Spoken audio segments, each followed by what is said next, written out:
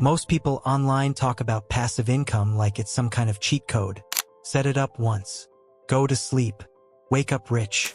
But nobody really shows you what happens in the first 30 days. So instead of selling you a dream, I decided to test 3 real passive income systems myself for a full month, using my own time, my own money, and no special connections. Some worked better than expected. One surprised me, and one honestly wasn't worth the effort.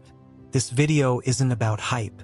It's about numbers, stress levels, time commitment, and what actually feels sustainable if you're a normal person living in the US, the UK, or Australia. Let's start with the first system. System number 1, dividend-paying stocks, the boring one. This is the one everyone ignores because it's not exciting.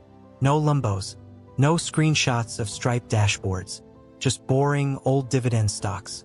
I started with 5,000, spread across established companies, utilities, consumer staples, and index-based dividend ETFs. The goal wasn't fast money. It was consistency. Here's what the first 30 days actually looked like. I spent around 6 to 8 hours total researching companies, checking payout histories, and setting everything up. After that, nothing. No daily work. No emails. No maintenance.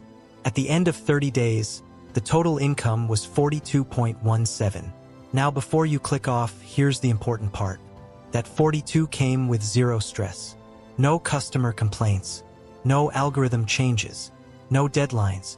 And more importantly, it compounds. If I reinvest those dividends every month, year after year, the snowball effect becomes real. Slow, yes, but extremely predictable. This system won't change your life in 30 days, but it will still be paying you when most online trends disappear. System number 2, print on demand, the looks easy trap. This one gets hyped hard on YouTube. Upload designs, run ads, make money while you sleep. So I tested it. I created a small print-on-demand store selling minimalist quote-based designs on t-shirts and hoodies. I used a well-known platform, integrated it with a storefront, and launched 5 products. Here's what nobody tells you. This is not passive in the beginning. The first week alone took 15+ hours, design tweaks, mock-ups, product descriptions, pricing tests, and customer psychology. Then came ads. I spent $300 on ads over 30 days. The results? Revenue, $612. Costs, ads plus platform fees, $447. Profit, $165 on paper. That looks decent. But the stress level was high. Every day I checked ad performance. Every day I worried about returns. One bad ad decision could wipe out profits. This system can become semi-passive later, but only after months of testing, winning designs, and stable traffic. In the first 30 days, it felt more like a job than passive income. System number 3, digital products, the quiet winner. This one didn't look impressive at first. No warehouse, no ads initially, no complex setup. I created a simple digital product, a practical template solving a specific problem people already search for. Nothing fancy, number 200-page ebook, just something useful. Setup time?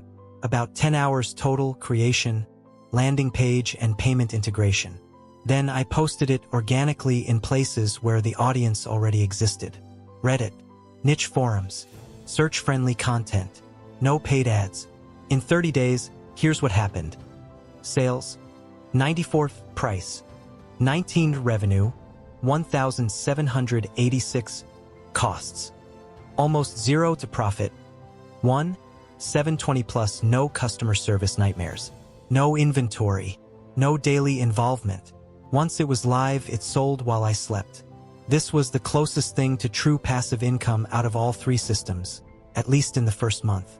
Now that you've seen the numbers, let's talk about what actually matters: scalability, lifestyle fit, and long-term reality. Because making money for 30 days is easy. Building something that doesn't burn you out is the hard part. Which system scales the best? On pure math, digital products win, and it's not even close. Once the product is created, the cost of selling one more copy is basically 0. Whether 10 people buy or 10,000 people buy, the effort barely changes. That's real leverage.